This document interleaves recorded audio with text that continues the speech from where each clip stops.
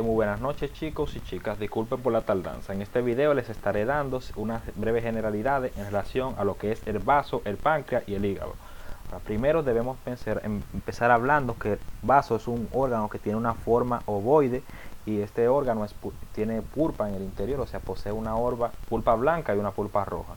Hay que mencionar como correlación clínico-anatómica que este es el órgano más friable de toda la cavidad abdominal, o sea, el que más se lesiona en caso de un traumatismo cerrado en abdomen, luego va seguido de hígado y en tercer lugar de intestino delgado. Pero en primer lugar tenemos el vaso, o sea, ante una fractura, un paciente que tiene un traumatismo de abdomen cerrado, debemos de pensar que el paciente puede tener lo que es lesión en esta estructura.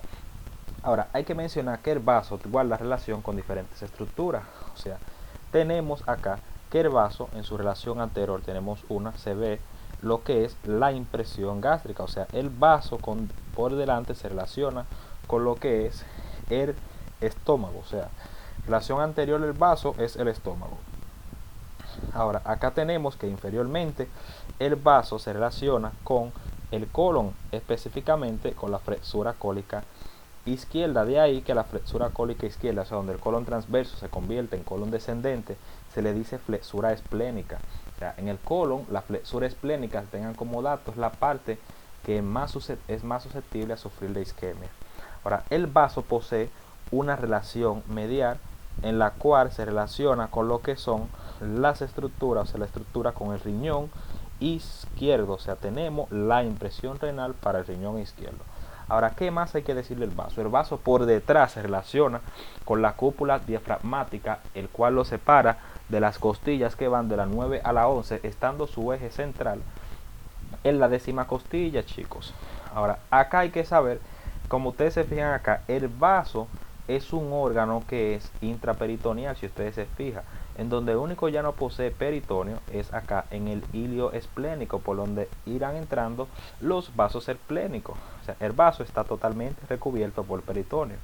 Aquí visualizamos cómo el vaso posee una pulpa, la pulpa esplénica, que es pulpa roja y pulpa blanca.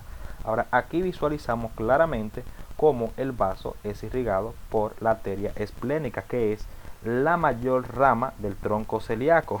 Deben de saber que en aproximadamente el 80% de la población, o sea, de la población, la arteria esplénica forman dos segmentos, o sea, dos segmentos quirúrgicamente resecables. Aproximadamente 80% de la población, 84%, si no vamos a ser más específicos según su texto, la arteria esplénica se forma dos segmentos quirúrgicamente resecables. En el otro por ciento restante de la población, el vaso forma tres segmentos. Ahora, el vaso es drenado por la arteria esplénica. Recuerden, la arteria esplénica se une a la vena mesentérica superior y forma la vena porta, que esto ocurre a nivel del cuello del páncreas. Aparte de la vena esplénica, recibe a la vena mesentérica inferior. Ahora, ¿qué otra cosa hay que saber? El vaso, aparte, representa numerosas funciones. O sea, el vaso es un órgano que sirve como medio de defensa, o sea, la pulpa blanca del vaso, para eliminar bacterias, como son bacterias encapsuladas de tipo predominante. De ahí que la extracción del vaso predispone luego a hacer infecciones por bacterias que son encapsuladas, como sería el neumococo, salmonela, etcétera, etcétera. De ahí que los pacientes farsémicos que hacen autoesplenectomía, o sea, se le necrosa el vaso, tienen más susceptibilidad a realizar infección por estos microorganismos que son encapsulados. Ahora, el vaso también participa una función importante en la degradación de los glóbulos rojos. Ahora, también el vaso participa o funciona como un suministro de sangre en caso de que tengamos una lesión que implique pérdida de sangre. El vaso puede suministrar sangre de forma transitoria.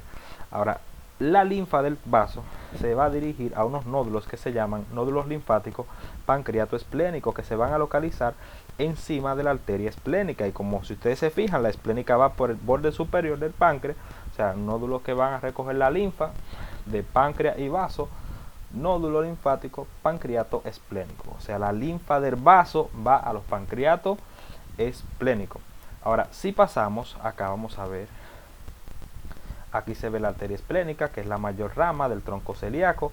Recuerden que esta arteria es muy susceptible de ser lesionada en una úlcera de la cara posterior del estómago si se perfora. Eso ya lo habíamos revisado en un video posterior. Miren acá otra vez lo que les mencionaba, arteria esplénica va por el borde superior del páncreas. Aquí vemos cómo se divide en sus ramas, o sea, ya da aproximadamente 5 ramas que forman 2 segmentos quirúrgicos resecables. Recuerden eso. Aquí se ve una arteriografía donde se visualiza acá el tronco celíaco. Vemos otra vez la arteria esplénica, vemos la gástrica izquierda y aquí se visualiza la hepática común. Ahora déjenme ver otra vez. Vamos a hablar ahora de lo que es el... Ok, aquí tenemos lo que es el páncreas. O sea, recuerden que el páncreas es una glándula de secreción exócrina y secreción endócrina. O sea, por lo tal, es una glándula que es mixta. Ahora, esta glándula nosotros la podemos dividir en varias porciones. O sea, tenemos algo que es la cabeza del páncreas, que posee algo que es una proyección que se llama apófisis unciforme. La cabeza del páncreas se relaciona con la cara medial del duodeno y con la cara, o sea, con la porción superior y con la segunda porción y la tercera. O sea, si visualizan, una de las principales relaciones del páncreas es el duodeno. O sea, el páncreas, aparte de posee un cuello que está a este nivel. O sea, recuerden que como relación clínica importante tenemos que a este nivel es que ocurre la formación de la vena porta, que aquí la vemos por detrás como parte de la tríada portal. Recuerden que la tríada portal discurre en el interior del ligamento hepatoduodenal y que esta tríada está formada por, número 1, la arteria esplénica, la arteria hepática propia. Recuerden que es rama de la hepática común. Tenemos el conducto colédoco que va descendiendo acá y por detrás tenemos el mayor vaso que aporta la mayor parte de la irrigación del hígado, que es ese que está acá en la parte posterior en azul, o sea, esta flechita, si la visualizan, que es la vena porta.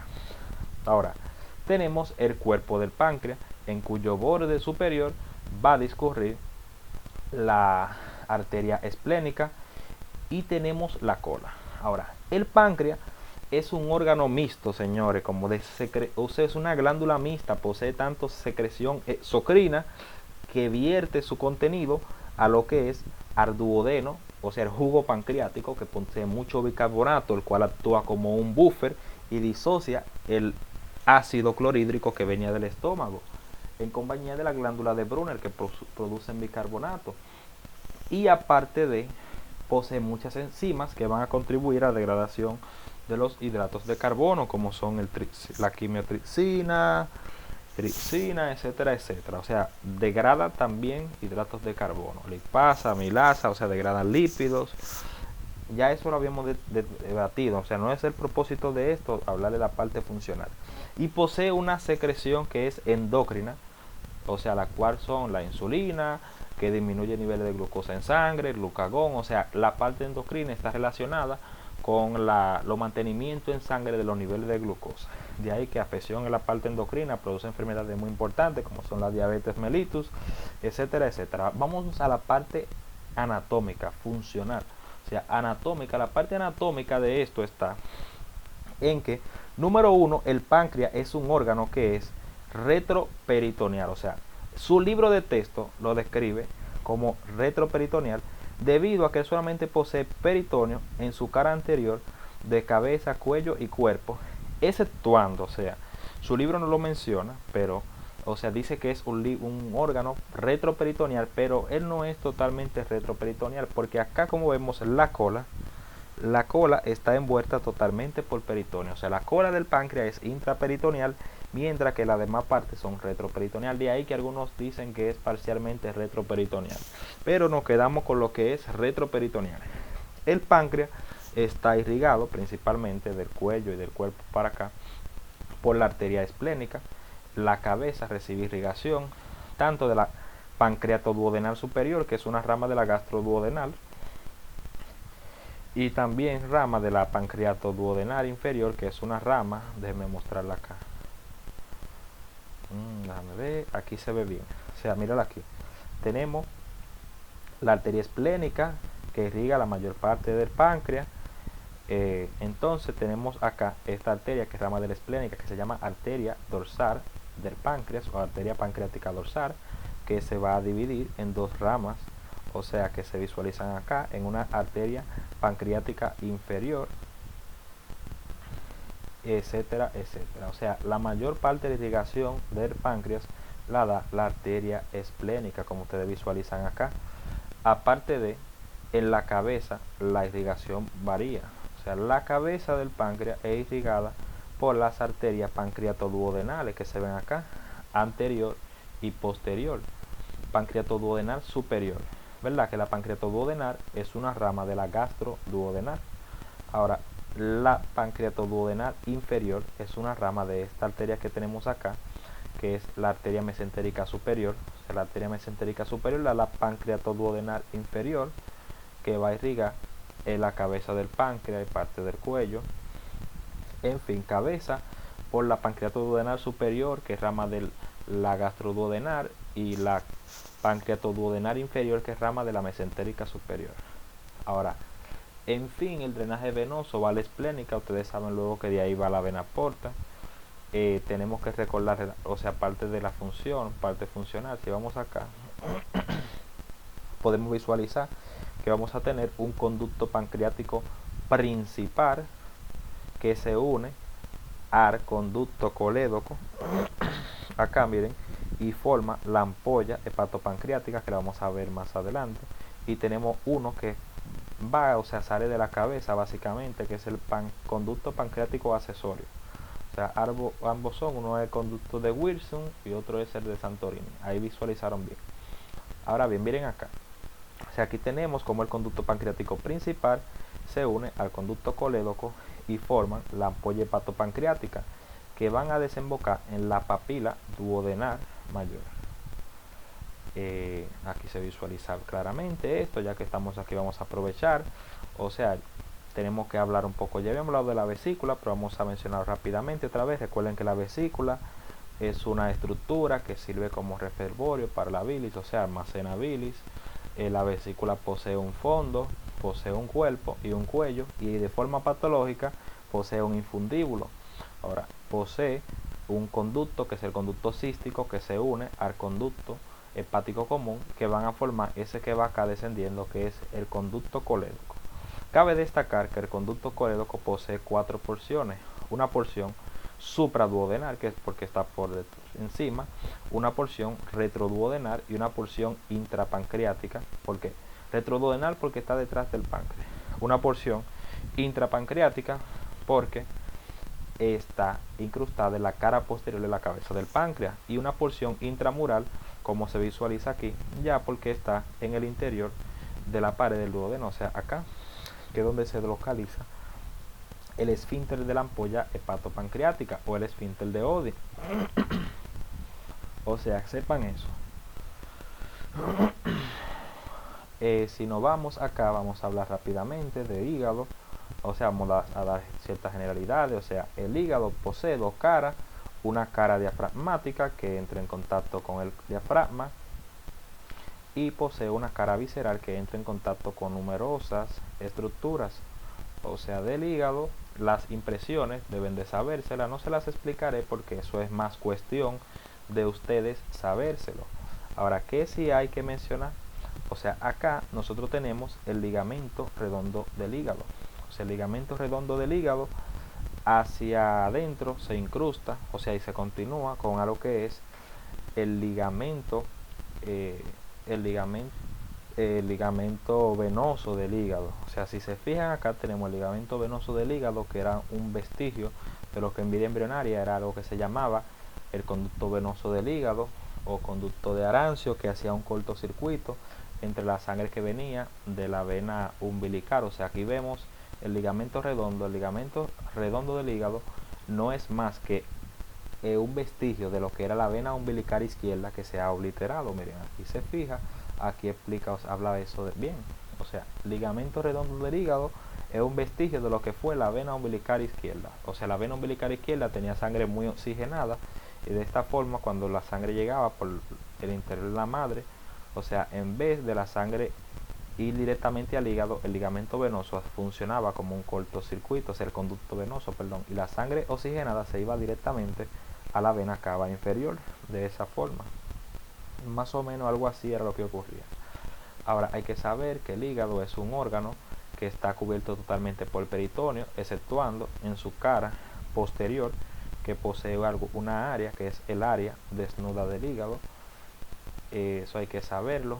El hígado tiene ligamentos que funcionan como medio de fijación, que son los ligamentos. O sea, aquí vemos el ligamento coronario y tenemos ligamento triangular izquierdo, ligamento triangular derecho, aunque el principal medio de fijación del hígado es la presión intraabdominal. ¿Qué otra cosa? Le mencioné que en el hígado tienen que conocer las impresiones. Aparte de, hay que saber que el hígado posee dos irrigaciones. O sea, posee una irrigación que está dada por la vena porta. De esta hay que saber que el 80% de la irrigación del hígado la da la vena porta. O sea, recuerden que habíamos mencionado, la vena porta se forma por la unión de la mesentérica superior y la vena esplénica. O sea, toda la sangre que venía del intestino, o sea, todos los nutrientes que se habían absorbido, nutrientes, minerales, exceptuando las grasas, porque las grasas tienen otro recorrido que ya habíamos mencionado. O sea, todos los nutrientes van directamente al hígado. ¿Por qué? Por esta vena. O sea, en la vena porta es que van casi la mayor parte de los nutrientes. De hecho, esta vena, debido al grosor que posee, ella posee 40% más de oxígeno que una vena normal. O sea, debido al diámetro. O sea, es un diámetro bien grande esa vena. Ahora, el 20% restante de la irrigación viaja a cargo de la arteria hepática propia, que habíamos dicho que era una rama de la arteria hepática común. Aparte de eso, ¿qué más nos faltaría? O sea, en relación al hígado, también hay que decir que la mayor parte, o sea, el hígado es el órgano que más linfa produce en todo el cuerpo. De ellas, la linfa del hígado se dirige principalmente, vamos a mostrar, o sea, la linfa de la porción del hígado que está cubierta por peritoneo se dirige hacia los nódulos linfáticos hepáticos, exceptuándose, la excepción sería la linfa del área desnuda, o sea, la parte del hígado que no posee peritoneo, o sea, que está desnuda, que se visualiza bien. Esa parte, la linfa va a los nódulos frénicos, o sea, la linfa del área desnuda va a los nódulos frénicos. En las clases anteriores habíamos mencionado cierta comunicación entre el sistema de la vena porta y la circulación sistémica, porque en sí la vena porta es una circulación que va del intestino del intestino al hígado para que se metabolicen los nutrientes y eso. Lo que quiere dejar claro que el hígado como tal tiene un sistema que recoge la sangre del intestino y la lleva al hígado para que realice su trabajo, o sea, una irrigación, un drenaje venoso funcional, por así decirlo. Ahora, el hígado también tiene sangre, o sea, la sangre que se produce en el hígado desemboca en la vena cava, y esto ocurre vía unas venas que se llaman venas hepáticas, o sea, hay vena hepática derecha y hay vena hepática izquierda. Estas venas lo que hacen es que recogen la sangre venosa del hígado y a ella la llenan. O sea, miren, aquí se ve la vena porta llevando la sangre al hígado. Vemos una comunicación portosistémica aquí, que ya la hemos mencionado, entre la gástrica izquierda. Si seguimos visualizando más inferiormente, déjame ver dónde está esta imagen. Aquí se ve bien el drenaje venoso. Miren la mesentérica superior que se une a la esplénica y que la esplénica recibe a la mesentérica inferior. La esplénica y la superior forman la vena porta y la porta lleva la sangre al hígado.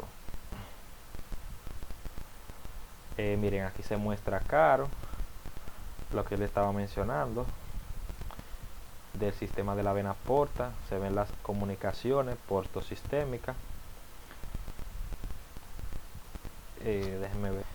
Bueno, o sea, el hígado, la sangre venosa de él, ya la sangre que sale de este hacia la circulación sistémica, llega a la circulación sistémica por tres venas, que son la vena hepática derecha, la vena hepática izquierda y la vena hepática intermedia. Esto ha sido todo, espero que le haya sido de mucha ayuda el video, de mucho éxito en su examen. Ya saben, cualquier duda, escribir por el chat. Chao.